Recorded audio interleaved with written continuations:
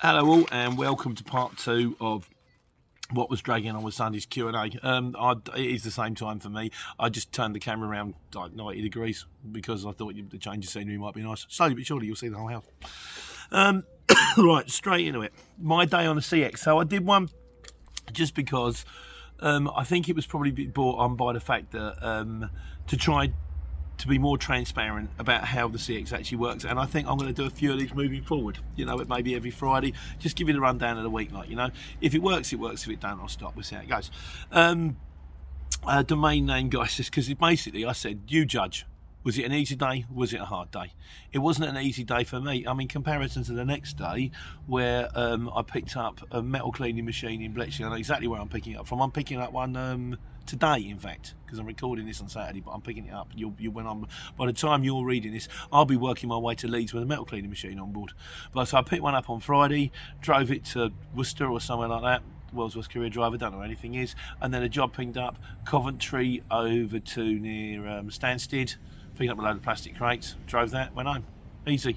2 pickups, 2 drop-offs, both of them on forecourts, both of them easy to find, both of them fault on, fault off. Much less aggravation than like the multi-drop. But sometimes you do the multi-drop because there's nothing else out there. And it's guaranteed money for the day. The advantage is you've got your day rate.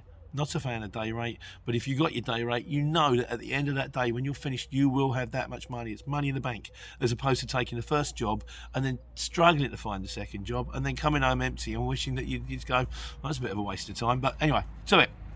So, was it hard? Was it not? Domain name guy says, he says, that's an easy day.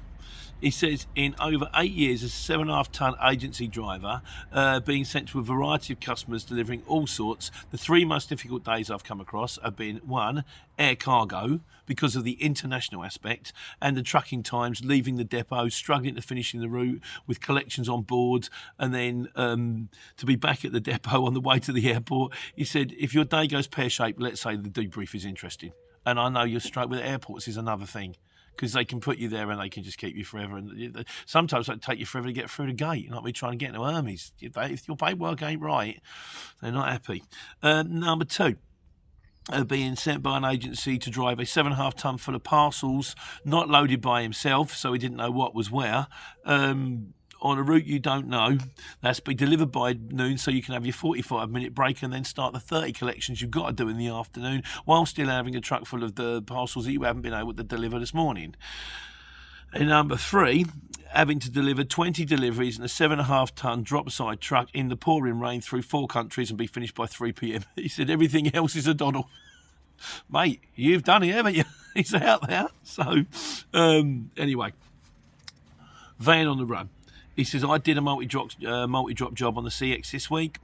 More work than advertised, and the drops were to building sites, hospitals and airports, not to like electrical factors, trade counters as I described. I did the advertised number of drops, and then when I rang the shipper to negotiate the extra fee for the extra work, it didn't go well. I'm done with multi-drops on the CX. They can be okay. When I used to do the Luton and we used to do the Eusons, and I was happy with them. Pick them up at 5 in the morning. I was done by 11 or 12, and I got my day's money. And I was done. I still had the afternoon to pick up another job. Some are good, some are not. On the whole, I don't like them. I would much prefer pick up, drop off, go home, or pick up, drive a long way, drop off, get a hotel, drive a long way home the next day, drop off, come home. They're probably the best ones, money-wise, aggravation-wise, ease-wise. I spoke to a Class 1 driver during the week, in fairness, and he did international. I went, oh, that sounds like a bit of a pain. He says it's an absolute doddle. He says you basically pick up in England, drive for 3 days, drop off in Italy, maybe pick something else up in Italy, drive home. And I thought, yeah, I could do without waking up the aggravation of thinking, where am I going? What am I doing? Where have I got to pick it up? That does sound like it has its advantages. Sure, there are disadvantages too. I mean, being away from the family for like 6 days isn't going to be great, is it? So, depending on your relationship with your family. Paul Eagleton says, there are good days and bad days with any job. He says, today was pretty rubbish for me. One job all day, and despite bidding other work, nothing happened and the phone didn't ring. He said tomorrow's another day, and I think he's on to when he's talking about tomorrow now. He says, like, in this, so say that was yesterday. Today, without bidding for anything, the phone went mental, and I've now got 3 jobs on, all of which I can do. It swings and roundabouts on the CX, but for me, it's infinitely better than working for someone else, which I've done all my life. And to top it all, I virtually always find that shippers appreciate a job well done. Yeah, they do. Do the job well. Turn up on time. Be smart. Be polite. Get the paperwork in on time. Don't write it on the back of a bus ticket. One of the multi job I did today, the guy was absolutely singing my praises by drop number 4. Gemma rang me and she said, the guy, he thinks you're brilliant. I said, I haven't finished it yet. And he said, he wanted me the next day, but I wasn't available. I had to do the machine. So he said, there are worse things in life to be doing to earn a living. Try dealing with the HMRC for 20 years plus. Soul destroying. I used to work in a shoe recycling plant. That was soul destroying. He said, love the videos. Keep them coming. Cheers. We are on it. Says CX and shippers could make life easier for us couriers by integrating what 3 words rather than the postcode. This is accurate within 3 meters rather than 2 miles. You're not wrong. That what 3 words is it's absolute genius. I've got a different what 3 words to the back door of my house than I have to the front door of my house. To literally, if you could put it on for the DPD drivers, the ones that accidentally leave it at my back door could actually leave it by the front door. But it really, yeah, you're not wrong. If the CX are watching, if we could integrate what 3 words, that would make life so much easier for us drivers, and also for the shippers, and also for the people that are receiving the goods, because they wouldn't have to wait the extra half an hour because the driver can't find them. What 3 words? Magical thing. Brilliant. Corrigan 71. Shippers are lazy with the details.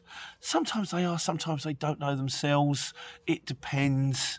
You know, sometimes they get sent the wrong stuff. It's not always that easy for them too, but it depends on the shipper, to be honest with you, that one I'd say. Ian would tell us, Merrick, every day of a courier is a million times better than being in a call centre. He said, I did a call centre. He said, do I make it sound like a prison? Yes, it's like being a chicken in a battery farm. All you can do in your breaks is walk around the car park like Steve McQueen, looking for the weak point in the fence. That made me smile. He says, the hard bit I find about being a courier is the boredom, which is what is making me wary of going for the HGV training. Although, as he said we're short 67,000 HGV drivers, and that's expected to rise to 252,000 next year. How long is it before the government step in to subsidise it? Well, I don't know, but while they're waiting, get yourself a licence, and then get yourself a licence, get yourself out in a lorry, maybe get your own one. You know, I did. It's worked out okay for me. So, but you do you, Ian. And whatever you do, I hope it works out for you, mate. Matt Hodges, he says, Kanye just. You know, like Kanye West? Kanye West brother. Kanye just. Can you just tip this? Can you just take this back to the depot? Can you just shoot this? It's only round the corner. Round the corner? It's 30 miles.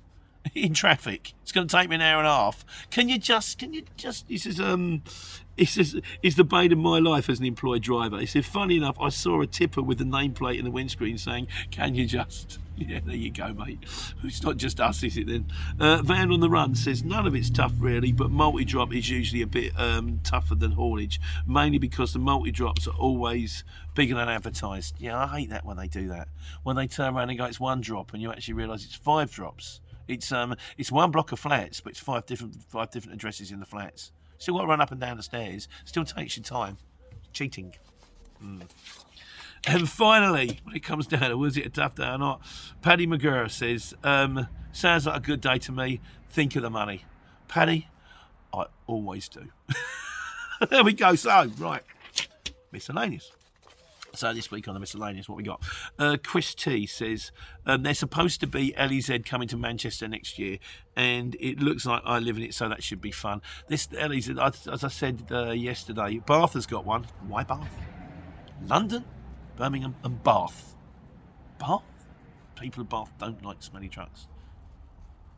You're not getting the stuff then, are you? But yeah, Newcastle one apparently has been cancelled. Manchester is apparently going ahead. If you guys know anything about up and coming LEZs, please let me know in the comments, and I will put it all out, because it's the kind of thing we need to be prepared for. It is a double-edged sword as well. If you're driving a Euro 6, LEZ is going to do you a favour, because it suddenly means you're going to be cheaper than everybody else. You don't have to pay the zone charge. Or other, you'll be getting jobs that other people won't get because they don't want to go in because they don't want to pay. So it works both ways. Donnie Dalton says he's put us around a couple of things. He's one of, I've decided to refer to these as the wise guys. the people out there that know much better than me, that fill me in on the information, like I said, I did my walk around check, which was woefully inadequate. Thankfully, some lovely people like Gary McConaughey and Godzilla's, I went, Pete, no. So I'm actually going to rejig that one. So I'm going to call you guys the wise guys, because you know better than me. So Dolly Dalton's one of these, and he says, you don't need a tacho if your train weight is up to 3.5 tonne. We know this because one of our other businesses is moving trailers, catering trailers around the country. So theoretically, if the train weight of the two vehicles is less than 3.5 tonne, you don't need a tachograph. Also, you can have one no claims bonus on a vehicle. This was the idea. Can you take your no claims bonus off your car and put it on your lorry, on your van? Some people do, some people don't. It's, you know, so you can't swap from residential to commercial. The guy turned around and said you can mirror it, and then it was no, you can't mirror it because you can only have one no claims bonus on any one vehicle at any one time. So I think where we're at the moment is you can only have one no claims bonus on one vehicle. If you have another vehicle, you need to start again from zero. Well, that was always my understanding too. So thank you, Dolly. Charles Willish. Thanks to Great Vid as always. I used my car as a trade-in for my van, and I got my 9 years no claims bonus for my car on my van insurance, and I'm a named driver on my wife's car insurance. So another guy who has actually managed to take his car insurance and get it on his van. So it can be done. I believe some people do, some people don't. I don't know who does. We use BC Business Choice Direct, try them. I don't know if they do or they don't, to be honest with you, because it's not a situation I've ever come into. My commercials have always been commercials, my car's always been cars. So Adam Shirt, he says, good vlog, Pete. Keeping the overheads low isn't necessarily possible when you have van finance. I said, if you're going to start, I'm going to do one on this. I've heard a couple of horror stories about people that have started and have been charged too much. My mate Richard, who's the guy who actually, without him, I couldn't have got my truck MOT. When the lockdown was happening, couldn't get MOTs on lorries, like Hem's Teeth. He managed to get me one from a bus garage. And he said because there was a limited company, he couldn't actually join as like a basic owner driver. He had to join as like small fleet, which costs considerably more. So, but I am going to do a video. My point is, there's like fixed costs and variable costs. Now, as Adam Scher says, keeping your overheads low isn't necessarily possible when you have van finance, insurance at £2,000 a year, fuel at £500 to £800 a month. That equals close to like £1,000 a month before you even started. Right? Yeah, I take on board what you're saying, but insurance you can't get round. Get the cheapest one you can. Van finance is something that terrifies me in the same way as leasing terrifies me. You don't have to steam in and get a brand new shiny van. I would always recommend get the cheapest basic van that you can. That way, if it doesn't work out, you can always sell it. Get something reliable and good, but you don't have to go straight in. You don't have to go and buy a brand new Mercedes. You can go and get, as I did, I managed to get myself a reliable one that had 160,000 miles on the clock, and as a result of which it was a third of the price. Your fuel cost should be comparable with the jobs that you're getting in. So as long as you're not doing too many dead miles, as long as you're not driving to Newcastle and coming back empty, you'd like to hope that as your fuel costs go up, then your income should go up also. But what my point is, I understand what you're saying, but my point is try if you can not to go too mad. But I will do a separate video on this one, particularly is because some of the prices that I'm starting to worry about people that are joining up for the CX the first time and maybe taking on a package that I believe they don't need. So we'll come back to that. T says, hi pal. He was you know, I did that one for British Sugar where you actually had to pass an exam to actually get through the gate. That was interesting. Still got the card. It's like the Legoland driver's license. Now get served in pubs. Hi pal, it's the same as over installation depots. Great video, thanks, take care, take money. So I presume you have to do an exam to get into there, so that's one I'll come to. Marco Castillo says, and this is to do with Circuit. Now I'm actually doing stuff with Circuit now. They've got their own YouTube channel and I'm doing the videos for it. I am getting paid for this, so there will be even more of me. Hey, what's not to like about that? But there's another channel that's coming out. I'll keep you all informed all the way along. Marco Castillo says, he's asked me a couple of questions. Now, I work with Circuit, so if you've got any questions or anything you need to know, please talk to me because I'm in direct contact with them and I'm in contact with their technical team. It is early days yet. I'm still really still trying to get the train clicking into place, but it will come in. So he's got a couple of questions. He said, it drives me crazy. He said, how the planner can take me and then double back into an area. I thought once I cleared an area, I'd cover over 4 cities, and I don't want to double back, period. How do I stop for this? Oh, by the way, I'm a casual courier in Southern California. Wonderful. Person on the other side of the pond. Brilliant. My cousin Gary, well, this is my wife's cousin Gary, lives in California. We went to visit him. Lovely place. Sat on Laguna Beach. Very nice. Yes, I don't want to double back onto the same area once I've covered it. And he says, I wish it would automatically save my route stops for the day without having to be prompted. GMaps has it, but Circuit and Waste don't, and I refuse to use GMaps. I'm going to put both those questions across to them, see if there's an answer I can come up with.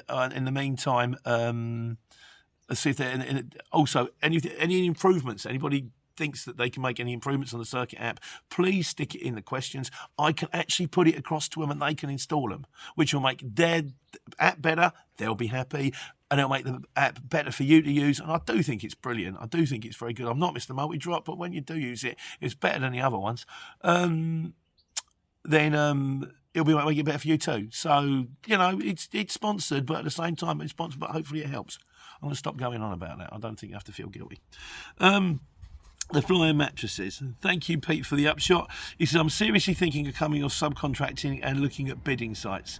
The thing that's putting me off is going for them, apart from competing with the guys who think that they can run for 40p per mile, is the prospect of chasing shippers for the money after receipt of invoice.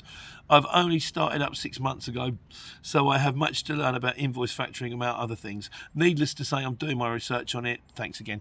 If you can avoid factoring, don't, because a lot of shippers don't like it because they don't like the letter saying you haven't paid us when they have, and it depends. I mean, we've got a very good factoring company. We do our own credit control anyway. Gemma does all the credit control. She checks the invoices. She chases the overdue invoices. She's on top of it. It is a pain, but it is par for the course. So, and once you've been running for about 3 months, maybe a little bit longer, hopefully you'll be in a situation where you kind of the work you're doing today, you'll get paid for in 30 days time. But the work that you did 30 days ago, you're getting paid for today. So it's just kind of like anything, you know. When you work in a job, sometimes you have to do a month up front. It's that kind of thing, like, you know. So it's painful, but it is what it is. Seb Hawkins said, "Are you allowed a passenger in the cab when you're working on the CX? You're allowed who you like in the cab. You can take you can take your family around with you. You can take your dog." You can take it. You know, you take a cockatoo if you like. The problems that you will face is that some sites won't let you on. So, you know, you can have who you like in the cab, but if you turn up to a site like I did with British Sugar, and there was like no children, no pets, or you got your grandson in the van because you took him out for a day out, or you got your dog in the van because you want to travel with the dog, they won't let you on. So you won't know that necessarily until you get to the site. So you book the job, drive to the job, ring the shipper, go, they won't let me in, I've got a dog in the van. They're going to go, what you got a dog in the van for? They ain't going to give you a cancellation fee on that one. You can put who you like in the cab, but it will have an effect. And like, I would say 50% of the places, maybe distribution centres, again, airports, certain places, they're going to go, what's that? Who's that? He ain't coming in. So, end of the day, you can put your like in, but it will affect the places you're going to get into. So, and finally, Lee Wiscott says, we're in the digital age, so why is a UK driving licence and passport not in a digital format? I don't know. Everything else is on your phone. But no, I've still got cards and bits of paper. I've got a blue one now. Not that I'm allowed to go anywhere, because not this year, I shouldn't imagine, because we're still kind of in lockdownish. But I've got a blue passport now. My favourite colour, blue. Lovely. And finally, in conclusion, because when I did the one about was it a tough day or not, at the end of it I had to move a fifth wheel onto another pallet. I now know what a fifth wheel was. I used to think it might be the wind down thing on the bottom of the trailer. No, the fifth wheel is that great big thing that when you're reversing a tractor unit, the bit that clicks into the trailer like chunk, you see it go chunk chunk. I'm still always impressed by people who can do that, but are they greasy? Steve Campbell says fifth wheel grease. And Tom Winter says, fifth wheel grease is like wildfire. It spreads. It's on your gloves 1 minute, it's all over your cab the next. Yes, it was. My yellow gloves were black, as was my cap, as was the cushion, as was everything else. Oh, frog in the throat. So anyway, that's it done for Monday now. Like I say, I'll bang out a few more this week. I'm going to do one on what it was like to run during the week. Let me know what you think. And in the meantime, take care, take money.